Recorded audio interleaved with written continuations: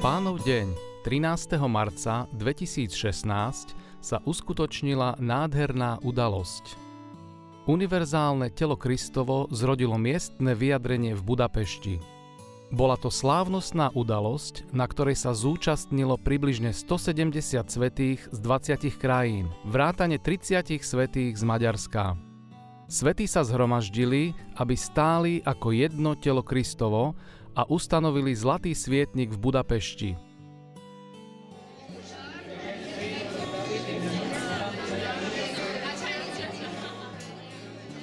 Stretnutiu Pánovho stola predchádzalo stretnutie v sobotu večer, ktorého sa zúčastnilo približne 100 bratov a sestier. Stretnutie bolo plné spevu a svedectiev. Všetkých obzvlášť potešil hymnus 1232. Náš Pán Ježiš nás zjednocuje. Uvidíš, svätí sú v jednote. On láskou vzájomne zlučuje, v postavu plnosti Pána rastieme.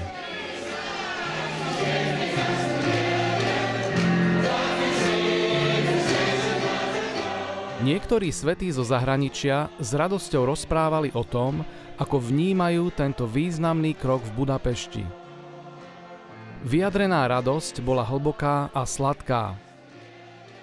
Jeden brat povedal, že to nie je iba stôl maďarských svätých, ale stôl, ktorý patrí celému telu Kristovmu. Následne sa iný brat podelil jasným slovom o tom, čo znamená stáť na pôde cirkvi. Medzi zúčastnenými boli aj niektorí svätí, ktorí už dávnejšie slúžili v Maďarsku. Ich radosť nám pripomenula Pánovo slovo v Jánovi 4, 36 a 37, aby sa rozsievač i žnec spolu radovali. V tomto je totiž pravdivé slovo, že iný rozsieva a iný žne. Jeden z bratov, ktorý sa pred rokmi v Budapešti takto namáhal, sa dnes tešil zo žiariacich tvári maďarských svätých.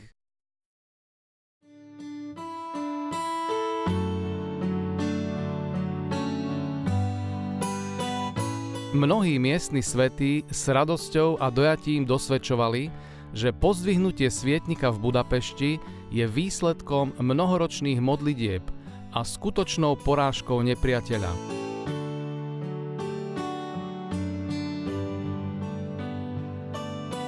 Jedna zo sestier potvrdila, že dnes, keď vidí toľkých svätých z rôznych krajín v jednote, je plná radosti.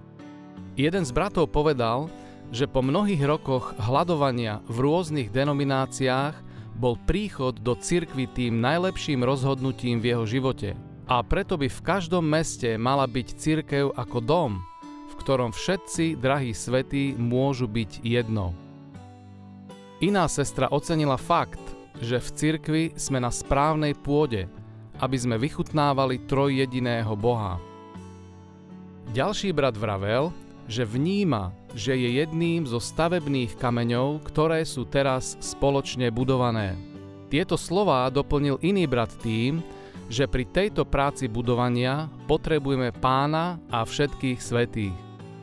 Nakoniec ďalšia zo sestier povedala, že svätí v Budapešti chcú byť jedno s Pánovou túžbou, aby budovali jeho cirkev a uviedli jeho kráľovstvo.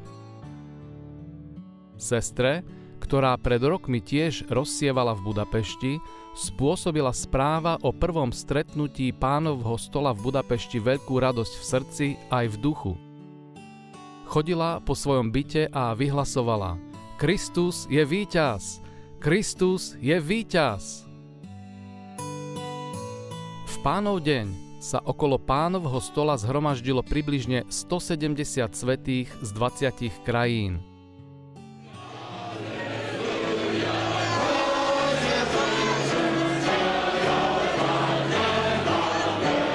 Medzi prítomnými boli aj svätí zo susediacich krajín, ako je Slovensko, Rumunsko, Rakúsko, Chorvátsko, Srbsko a Ukrajina.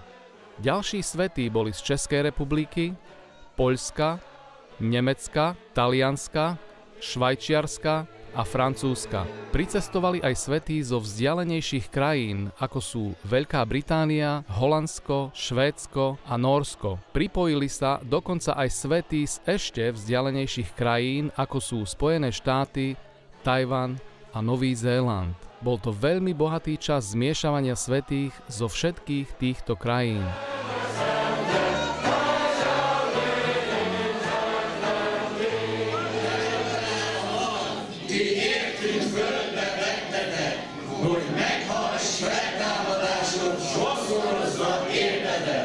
Istenséggel újjászületél, így a mag sok maggá lett, egy tenyérként egybeforva, teljességet hirdetve. Break this bread. We see your body broken for us. Eat this bread. We see your body made one. One body on earth.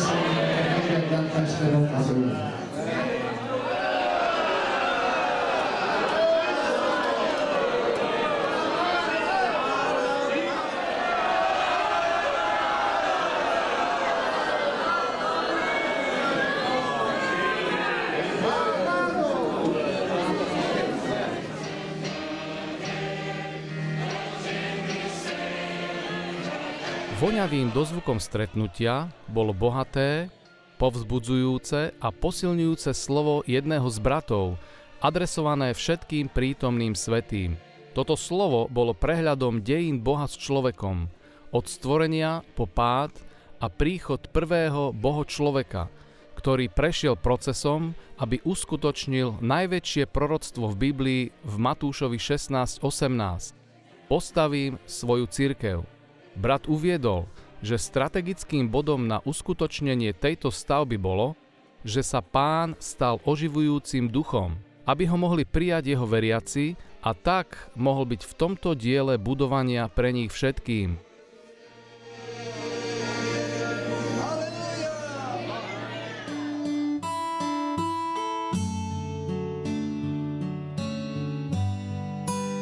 Celé zdieľanie bolo nakoniec orientované na aktuálnu situáciu v Budapešti. Mnoho nádherných vecí, ktoré boli prítomné v cirkvách v skutkoch, sú teraz vlastné aj cirkvi v Budapešti. Svätí majú v sebe skvelý prameň. Zvolili si byť na jednom mieste v jednomyselnosti, rovnakého úsudku, dušou spojení.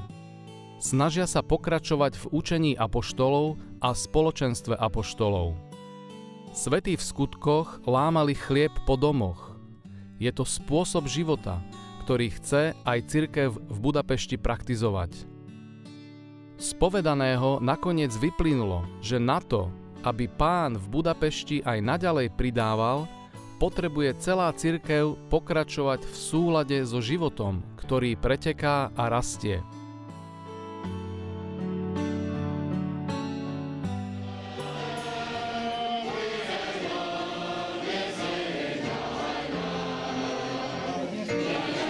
Tento drahocenný čas bol ukončený dôrazným slovom povzbudenia pre všetkých svätých.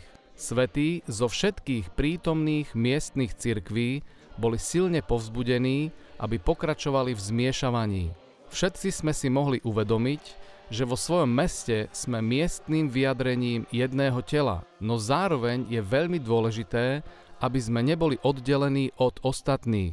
Jasne sme si uvedomili, že každá lokalita potrebuje ostatné lokality, aby spolu tvorili univerzálne telo Kristovo, ako jeho jedno vyjadrenie po celej zemi.